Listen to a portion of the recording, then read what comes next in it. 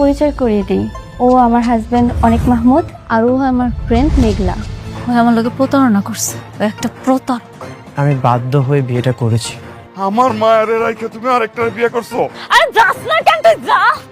সামনে তুই যাবি না, ওরে আমি আজকে মেঘলা। আচ্ছা, অনেক তো বেইমানি করে নাই, তাহলে একটু বলবেন আপনি ওর কি মন্ত্র শেখাইলেন যে ওটা একবার হঠাৎ করে বড়লোক হয়ে গেল? আমি জানি না, আমি জানতে চাই না। আরে এত উত্তেজিত হচ্ছেন কেন? যাইবেন নাকি দুধ চাপি না করবো, যা বলতেছিস। কি ব্যাপার সাব্বির, তুমি আমাকে এত জরুরিভাবে ডাকলে যে? আপনি তো খুব খারাপ একটা মানুষ, আর আপনি তো দুজনকে ঠকাচ্ছেন।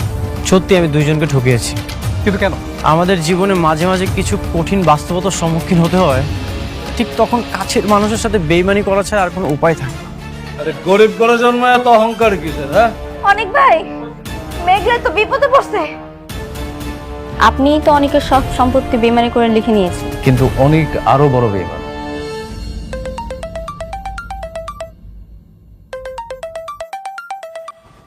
হ্যালো, অনেক ভাই, উস্তাদ মেঘলার বান্ধবী। হ্যাঁ বলো। ভাই, মেঘলা তো বিপদে পড়ছে।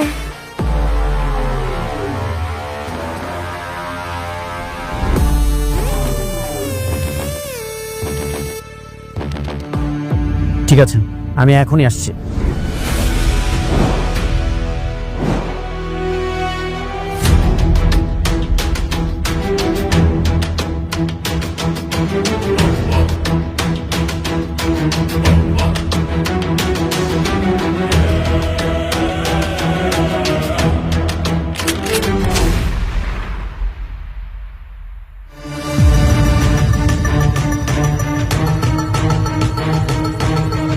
জামালের বাচ্চা, তোর এত বড় সাহস, তুই মেঘলার গায়ে হাত দিয়েছিস? ফকির নিমের জন্য তুই আমার কলাতে জানোস তুই আমি কে? তুই কে সেটা জানার আমার সময় নেই। আমি কে তুই সেটা জেনে রাখ। আমি অনিক চৌধুরী। আজকে তোকে আমি এমন অবস্থা করব, নেক্সট টাইম কোনো মেয়েকে টাচ করার আগে আজকের দিনের কথা তোর মনে পড়বে। আর তুই যাকে গরিব ফকিনি বলছিস, ওকে জানিস? এই অনিক চৌধুরী ওয়াইফ।